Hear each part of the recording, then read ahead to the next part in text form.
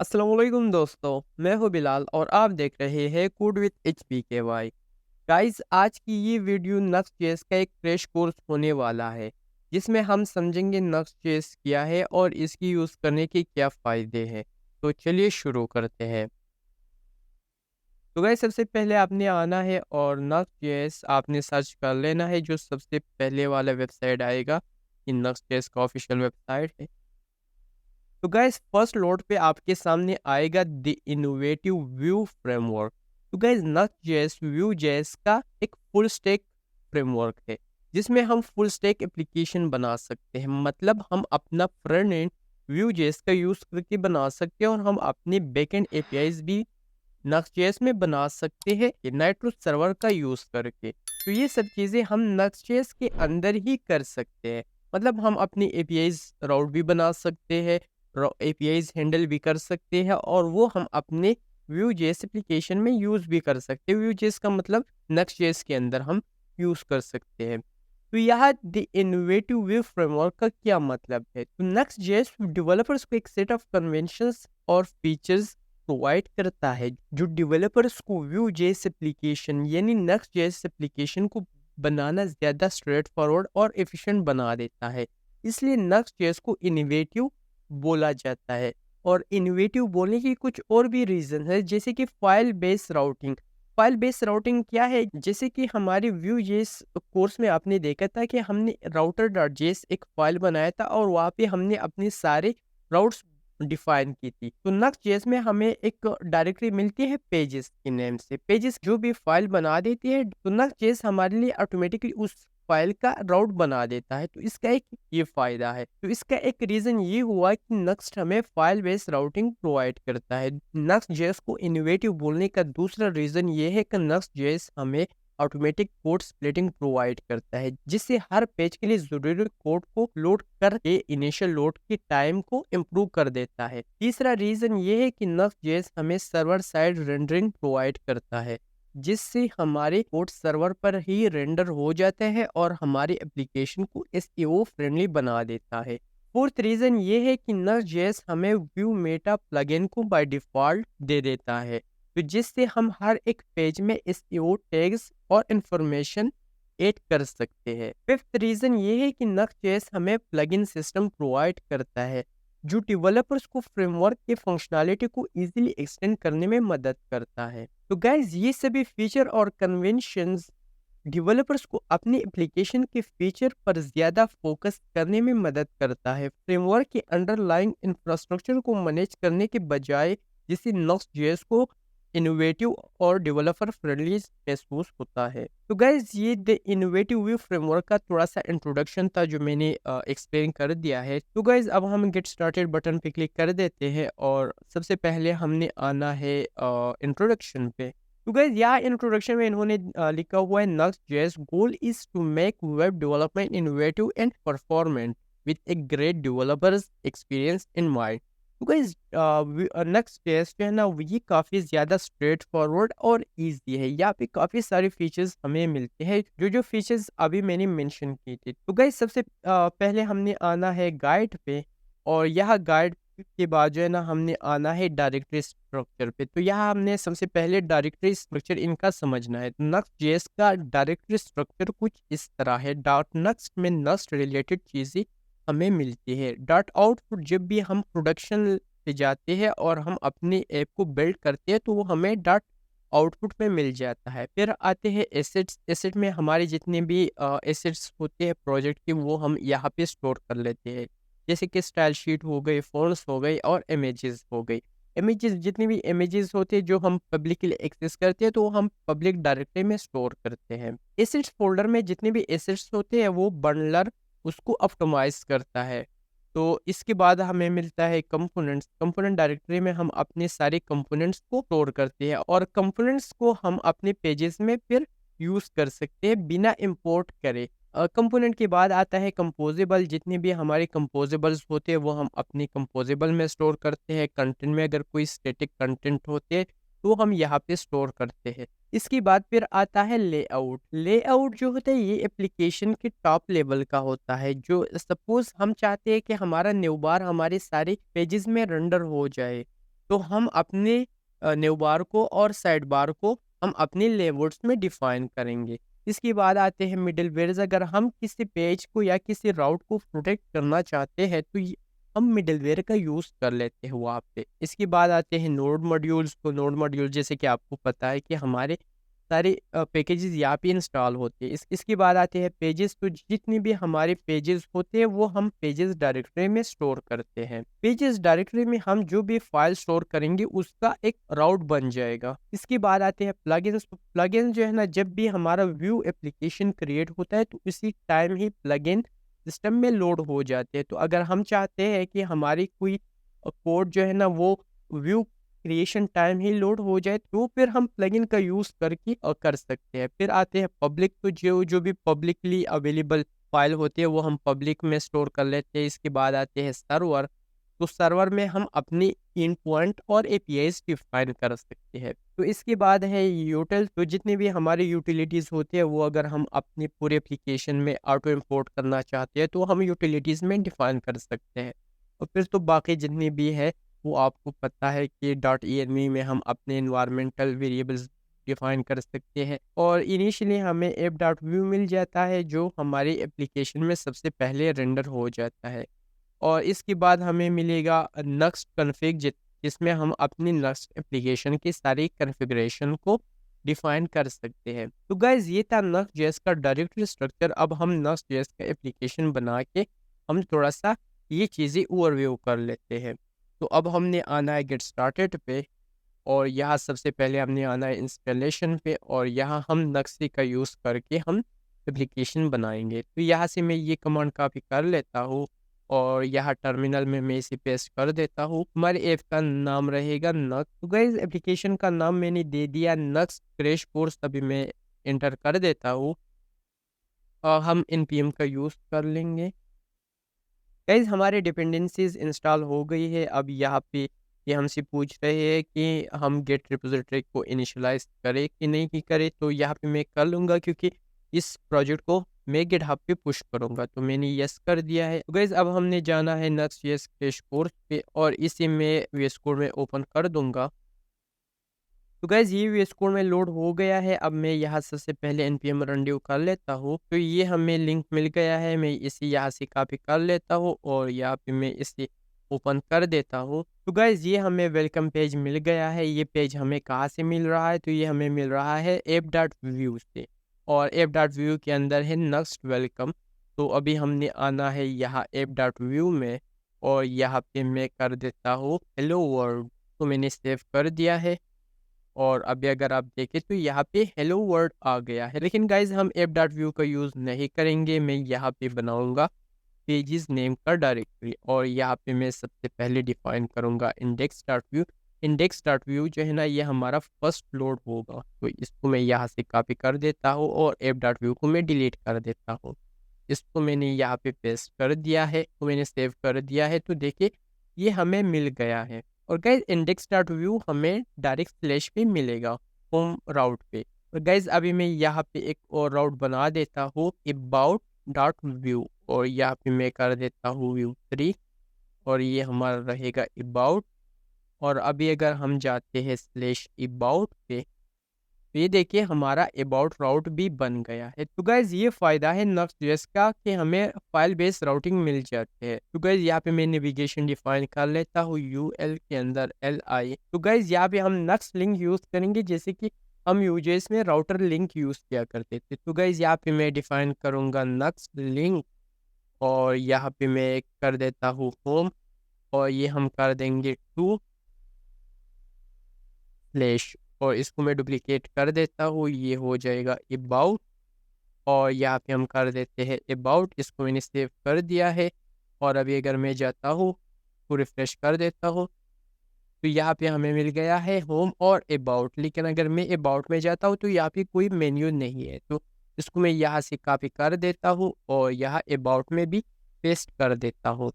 और अभी अगर मैं जाता हूँ होम पे तो होम में भी जा सकता हूँ और अबाउट में भी जा सकता हूँ। तो अभी अगर मैं जाता हूँ होम पे तो मैं होम पे भी आ सकता हूँ और अबाउट में भी जा सकता हूँ। लेकिन गाइज यहाँ पे एक मसला ये है कि हमने दो जगहों पे नेविगेशन डिफाइन कर दिया है, होम में भी और अबाउट में भी इसी तरह हमें नहीं चाहिए। तो यहाँ पे मैं एक और डायरेक्टरी बना दूंगा लेआउट। तो मैंने लेआउट कर दिया है ये।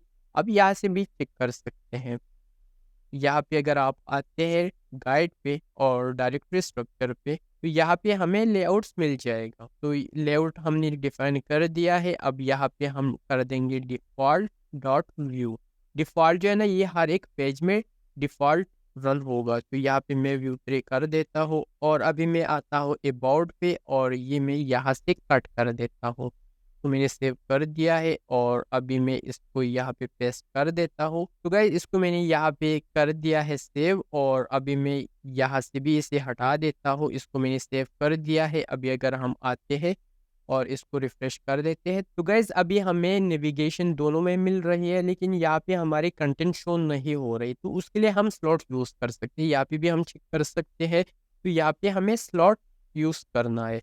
तो इसको मैं यहाँ से कॉपी कर देता हूँ और जिस जगह पे हमें ये चाहिए तो वहाँ पे हम स्लॉट यूज़ करेंगे। तो हमें नेविगेशन के बाद में हमें स्लॉट चाहिए। तो इसको मैंने सेव कर दिया है और अभी अगर मैं यहाँ पे आ जाओ तो देखिए हमें दोनों का कंटेंट भी मिल रहा है। तो ये हमने पेजेस और लेआउट दोनों हमने कवर कर दिया है। तो गाइस हमने लेआउट्स और पेजेस डायरेक्टरी स्टोर कर दी है। अब मैं होम डायरेक्टरी पे आ जाता हूँ और यहाँ पे मैं बना देता हूँ कंपोनेंट्स और कंपोनेंट्स के अंदर मैं बना देता हूँ न्यू बार डॉट व्यू और यहाँ पे मैं टेम्पलेट ओपन कर देता हूँ और यहाँ पे मैं डिफ़ॉल्ट से इसको मैं कट कर देता हूँ कंट्रोल एक्स करके और यहाँ पे मैं इसे पेस्ट कर देता हूँ। इसको मैंने सेव कर दिया है। अगर आपको याद हो तो व्यू जेस में हमें ये इंपोर्ट करना पड़ता था, import new bar from components, लेकिन नक्स्ट जेस में हमें इसकी कोई ज़रूरत नहीं है। हम डायरेक्टली यहाँ पे हमने लिख लेना है न्यू बार और ये हमारा इंपोर्ट हो जाएगा बाय डिफ़ॉल्ट। तो अभी अगर मैं यहाँ पे रिफ्रेश कर लूँ तो सेम चीज़ हमें मिल रहा है। लेकिन यहाँ पे एक और चीज़ ये है कि सपोज़ मैं यहाँ पे फ़ोल्डर बना देता हूँ। फ़ोल्डर पे मैंने कर दिया हेडर और हेडर के अंदर सपोज़ मैंने बना दिया टेस्ट डॉट व्यू और ये मैं कर देता हूँ टेम्पलेट और यहाँ पे मैंने कर दिया टेस्ट। अभी हम इसको किस तरह इंपोर्ट कर सकते हैं? तो यहाँ पे अगर मैं आ जाऊँ और यहाँ पे मैं लिख लूँ टेस्ट, तो क्या ये शो होगी? अभी अगर रिफ्रेश भी करें तो शो नहीं हो रही। इसकी वजह क्या है? क्योंकि टेस्ट हमने एक फ़ोल्डर के अंदर डिफ़ाइन किया है। तो हमें सबसे पहले लिख लेना होगा हेडर।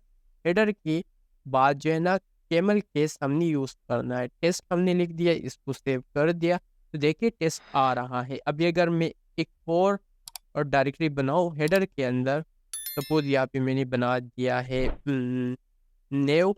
अभी नेव के अंदर मैं टेस्ट को मूव कर देता हूँ। तो अभी इसको हम किस तरह यूज़ करेंगे? अब हमने कर लेना है हेडर नेव टेस्ट और इसको मैंने सेव कर दिया है। तो गाइस सेम ये इसी तरह ही काम कर रहा है। तो गाइस हमने कंपोनेंट्स भी कवर कर दिए हैं। अब पेरेंट डायरेक्टरी पे मैं बना देता हूँ एसेट्स। तो एसेट्स के अंदर मैं कुछ इमेजेस मूव कर देता हूँ। गाइस इस डायरेक्टरी के अंदर मैंने web.png एक इमेज डाल दिया है। अब इस इमेज को हम किस तरह यूज़ कर सकते हैं? तो गाइस मैं आ जाता हूँ index.view में। तो गाइस मैं यहाँ पे इमेज टैग बना देता हूँ। ये हमें ऑटो कंप्लीट दे रहा है। तो ये हमारा है web.png। इसको मैंने सेव कर दिया है। हमने एसेट के अंदर फाइल्स किस तरह एक्सेस करने हैं? हमने टिल्ट लगाना है या @ तो ये दोनों को सपोर्ट करता है। फिर हमने लगाना है एसेट जो हमारे डायरेक्टरी का नाम है और फिर इसके अंदर web.png। इस तरह भी हम कर सकते हैं। मैंने बना दिया इमेज या इमेजेस, जो भी आपकी कन्वेंशन है और अब हमने ये इस तरह कर लेना है। तो गाइस इसको मैंने सेव कर दिया है। अब हम यहाँ ब्राउज़र में आ जाए तो यहाँ पे हमारी एसेट लोड हो गई है। गाइस हमारी इमेज लोड हो गई है, लेकिन यहाँ पे अगर हम आ जाए, हमने इमेज स्टोर किया है इस सेट के अंदर, लेकिन मोस्टली हम इमेजेस पब्लिक फ़ोल्डर के अंदर स्टोर करते हैं। इसका मेन वजह ये है, अभी अगर मैं यहाँ पे आ जाऊँ और यहाँ पे मैं करूँ slash assets slash image slash web.png, तो ये एक्सेसिबल नहीं है क्योंकि एसेट्स हमारे प्राइवेट रहते हैं। तो अभी अगर मैं इसको यहाँ से मूव करूँ पब्लिक के अंदर या पूरा इमेज डायरेक्टली मैं मूव कर लेता हूँ पब्लिक के अंदर। गाइस इमेज मैंने मूव कर दिया पब्लिक के अंदर। अभी अगर मैं हम यहाँ पे देखें तो हमें एरर मिल रहा है कि एसेट्स के अंदर इमेज नहीं है। तो गाइस यहाँ हम इमेज को किस तरह एक्सेस कर सकते हैं, हमने सिंपली इसको हटाना है और स्लैश हमने लगा लेना है। तो ये इमेज हमारी सारी एप्लीकेशन में एक्सेसिबल है। इसको मैंने सेव कर दिया है और यहाँ पे इमेज आ रही है। इस इमेज को हम यहाँ पे भी एक्सेस कर सकते हैं। स्लैश हमने लगाने हैं इमेज और वेब web.png। तो ये पब्लिकली अवेलेबल है। तो गाइज ये डिफरेंस है पब्लिक डायरेक्टरी और इस डायरेक्टरी के अंदर। गाइज एक और डिफरेंस इन दोनों के अंदर ये है कि जो हमारे जावास्क्रिप्ट बंडलर है वो हमारे पब्लिक के अंदर जितने भी इमेजेस है इनको प्रोसेस नहीं करता और एसेट्स के अंदर जो भी चीज़ें हैं उनको प्रोसेस करता है। तो ये एक और मेजर डिफरेंस इन दोनों के अंदर ये भी है। तो गाइज इसके बाद अब हम बना लेते हैं मिडलवेयर डायरेक्टरी और इसको मैंने बना दिया है। इस मिडलवेयर के अंदर मैं बना देता हूँ auth.ps। इसको मैं सेव कर दिया है। अब हम आते हैं यहाँ नेक्स्ट डायरेक्टरी पे और यहाँ पे मैं मिडलवेयर पे जाता हूँ। तो गाइस मिडलवेयर हमारा कब रन होता है, किसी स्पेसिफिक डायरेक्टरी पे जब भी हम जाते हैं तो उस पे एंटर होने से पहले हमारा मिडलवेयर कॉल होता है। तो यहाँ पे हमने सिंपली डिफाइन करना है। इसको मैं यहाँ से कॉपी कर देता हूँ और यहाँ पे मैं पेस्ट कर देता हूँ। ये सब चीज़ मैं यहाँ से हटा देता हूँ।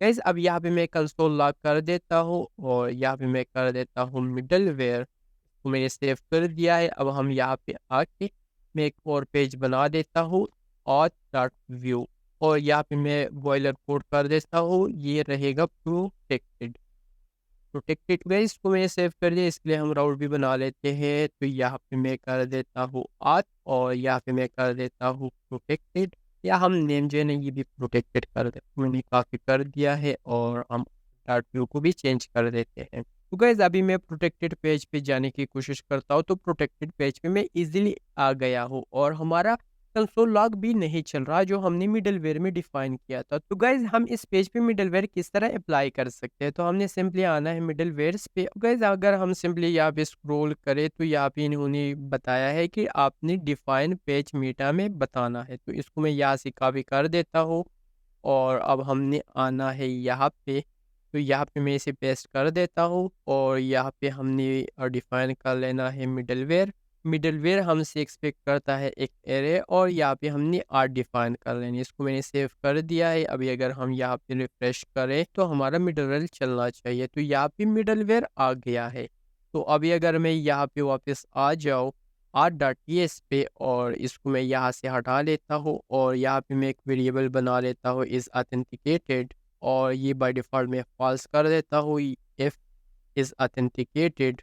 तो यहाँ से मैं सिंपली ये गलत है तो मैं यहाँ से रिटर्न कर देते नेविगेट टू और हम कर लेंगे स्लैश। हाँ यहाँ पे हमने नॉट लगाना है कि अगर ये ऑथेंटिकेटेड नहीं है तो आपने इसको रिडायरेक्ट कर लेना है। इसको मैंने सेव कर दिया है। यहाँ पे अगर हम रिफ्रेश करें और प्रोटेक्टेड पेज पे जाने की कोशिश करें तो हम प्रोटेक्टेड पेज पे नहीं जा सकते, बाकी सब में जा सकते, प्रोटेक्टेड में हम नहीं जा सकते। अगर अबाउट से हम जाने की कोशिश करते हैं तो हम होम पेज पे रिडायरेक्ट हो जाते हैं। अगर मैं इसे ट्रू कर देता हूँ और प्रोटेक्टेड पे जाने की कोशिश करता हूँ तो मैं आ गया हूँ प्रोटेक्टेड पेज पे।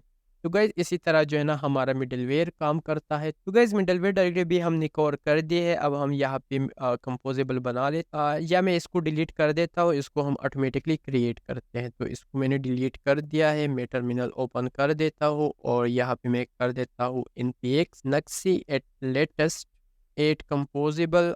तो इससे हमारा एक कंपोजेबल क्रिएट हो जाएगा। अब इसी तरह जो है ना वो न कंपोनेंट का भी कर सकते हैं, मॉड्यूल का भी कर सकते हैं, एसेट का, पेजेस का, मिडलवेयर सब चीज़ें आप कर सकते हैं। इसी तरह बस आपने कर लेना npx nuxi latest add component add plugin और ऐड मिडलवेयर ऐड लेआउट, तो वो हमारा क्रिएट हो जाएगा। तो कंपोजेबल हमारा क्रिएट हो गया है टेस्ट और यहाँ पे हमारा ये भी आ गया है यूज़। तो यहाँ पे सपोज मैं रिटर्न कर देता हूँ हेलो और अभी अगर मैं आता हूँ यहाँ प्रोटेक्टेड पे और यहाँ पे मैं कर देता हूँ constant test equal use test. जो नेम हमने यहाँ पे किया है यूज़ टेस्ट, और यहाँ पे अब हम इसे यूज़ कर लेते हैं टेस्ट। इसको मैंने सेव कर दिया है और देखिए हमें आ रहा है हेलो, जो हमने यहाँ से रिटर्न किया हुआ है। या मैं कर देता हूँ हेलो फ्रॉम कंपोजेबल्स, मैंने सेव कर दिया तो देखिए ये आ रहा है हेलो फ्रॉम कंपोजेबल्स। बस जो ये एरर आपको नज़र आ रहा है ना, ये नक्स्ट का एरर नहीं है, ये एक्सटेंशन का प्रॉब्लम है। तो अभी अगर मैं इसे रिलोड कर दूँ तो इस तरह कुछ भी शो नहीं होगी। तो ये हमारा कंपोजेबल भी क्रिएट हो गया है। नक्स्ट का ये फ़ायदा है कि ये हर चीज़ हमारे लिए ऑटो इम्पोर्ट कर देता है। अब हम यूज़ कर लेते हैं प्लगइन्स को, तो यहाँ पे मैं बना देता हूँ प्लगइन। ये हो जाएगा 8 प्लगइन और यहाँ पे मैं कर देता हूँ टेस्ट प्लगइन। गाइस हमारा प्लगइन भी क्रिएट हो गया है। यहाँ पे अगर मैं आता हूँ प्लगइन्स पे, टेस्ट प्लगइन हमारा क्रिएट हो गया है। अभी हम सबसे पहले आते हैं यहाँ पे और यहाँ पे मैं प्लगइन पे क्लिक कर देता हूँ। तो गाइस यहाँ पे कह रहा है next is a plugin system to use Vue plugin and more at the creation of your Vue application. तो व्यू जेएस के लिए जितने भी पैकेजेस बनी हुई है npm का, तो वो हम प्लगइन का यूज़ करके इस्तेमाल कर सकते हैं। तो हम इसको किस तरह यूज़ कर सकते हैं, तो यहाँ पे ये बता रहे हैं कि आपने प्लगइन के अंदर डायरेक्ट डिफाइन कर लेना है, तभी नेक्स्ट जेएस उसको स्कैन करेगा। अगर आप किसी फोल्डर के अंदर डिफाइन करोगे तो उसको नेक्स्ट जेएस इग्नोर करेगा। तो हम प्लगइन को किस तरह यूज़ कर सकते हैं, तो हमने सिंपली आना है और यहाँ पे अगर मैं आ जाऊँ गिटहब पे, GitHub slash code with HBKY, और यहाँ पे मैं कर देता हूँ सोशल रन इन पे, और यहाँ पे अगर हम सोर्स के अंदर आ जाए, यहाँ पे है main.js। तो गाइज यहाँ पे हमने किया है ऐप इक्वल क्रिएट ऐप, तो यहाँ पे हमारा ऐप का इंस्टेंट क्रिएट हो गया है और यहाँ पे हमने किया था app.use पिन या app.use राउटर। तो गाइज हमारी नक्स्ट जेएस में तो main.js का कोई कंसेप्ट ही नहीं है, तो हम अगर इसी तरह कोई चीज़ यूज़ करना चाहे तो हम प्लगइन का यूज़ कर सकते हैं। तो गाइज इसको एक्सप्लेन करने के लिए मैं एक पैकेज इंस्टॉल करूँगा। यहाँ पे व्यू सेलेक्ट का एक पैकेज है, तो मैं इसको यहाँ से कॉपी कर देता हूँ और यहाँ पे मैं इंस्टॉल कर देता हूँ। तो गाइज यहाँ पे मैंने कर दिया npm install view selected beta और इसको मैं इंटर कर देता हूँ। तो जैसे ये हमारा इंस्टॉल हो जाता है तो यहाँ से मैं बाकी चीज़ें भी कर देता हूँ। तो गाइस इसके CSS को मैं यहाँ से कॉपी कर देता हूँ और यहाँ पे मैं इंपोर्ट कर देता हूँ और यहाँ से अब हमने ये भी इंपोर्ट कर लेना है और इसको मैं कर देता हूँ। तो अभी अगर आप देखें ना, तो हमारे पास तो व्यू का इंस्टेंट है ही नहीं, तो हम किस तरह व्यू डॉट कंपोनेंट या व्यू डॉट यूज़ कर सकते हैं। तो अभी हमने सिंपली कर लेना है next app dot view app dot view app dot component, और अब हमने सिंपली ये चीज़ यहाँ पे कर लेना है। तो इसको मैं यहाँ से कॉपी कर देता हूँ और इसको मैंने पेस्ट कर दिया है। तो गाइज़ इसको अब हम हर जगह पे यूज़ कर सकते हैं। यहाँ पे मैं आ जाता हूँ ड्रॉप डाउन मेन्यू पे और यहाँ से मैं इसको कॉपी कर देता हूँ और यहाँ पे हम अपने इंडेक्स डॉट व्यू में से यूज़ कर लेते। तो गाइज़ इसको मैंने सेव कर दिया है। अभी अगर हम आ जाते हैं होम पे, तो ये देखिए हमारा व्यू सेलेक्ट काम कर रहा है। तो गाइज इसी तरह हम व्यू जेएस का हर एक पैकेज नेक्स्ट जेएस में यूज़ कर सकते। तो गाइज इसी तरह अगर आप अपने बाकी प्लगइन्स या लोकल प्लगइन्स डिफाइन करना चाहते हैं तो आप नेक्स्ट जेएस का डॉक्यूमेंटेशन इसके लिए चेक कर सकते हैं। तो गाइज अब हमने ज़्यादा है मॉड्यूल्स पे, तो आप अपने लोकल मॉड्यूल्स भी यहाँ पे डिफाइन कर सकते हैं। जैसे कि यहाँ इन्होंने एपीआई राउट डिफाइन किया है और बाकी चीज़ें भी आप डिफाइन कर सकते। लेकिन हम जाएंगे नेक्स्ट की तरफ से हमें जो मॉड्यूल्स मिल रहे हैं, तो यहाँ पे आप काफ़ी सारे मॉड्यूल्स जो है ना अप्लाई कर सकते हैं। तो यहाँ पे आपको पिनिया भी मिल जाएगी, टेलवन CSS, हम टेलवन CSS इंस्टॉल कर लेते हैं यहाँ पे। तो यहाँ पे आपने आना है, तो यहाँ इस कमांड को मैं यहाँ से कॉपी कर देता हूँ और इसको मैं यहाँ पे पेस्ट कर देता हूँ। तो गाइस जब तक ये डाउनलोड होता है हम बाकी चीज़ें भी देख लेते हैं। अब हमने सिंपली आना है, तो गाइस इसको मैं यहाँ से कॉपी कर देता हूँ। ये वाला कमांड ये खुद से भी कर लेता है ऐड, और बाकी मैं अगर यहाँ पे आ जाता हूँ नेक्स्ट कॉन्फ़िग पे, तो ऑलरेडी इन्होंने मॉड्यूल में यहाँ पे ऐड किया हुआ है। बाकी अगर कोई और मॉड्यूल है तो वो भी हम यहाँ पे ऐड कर सकते हैं।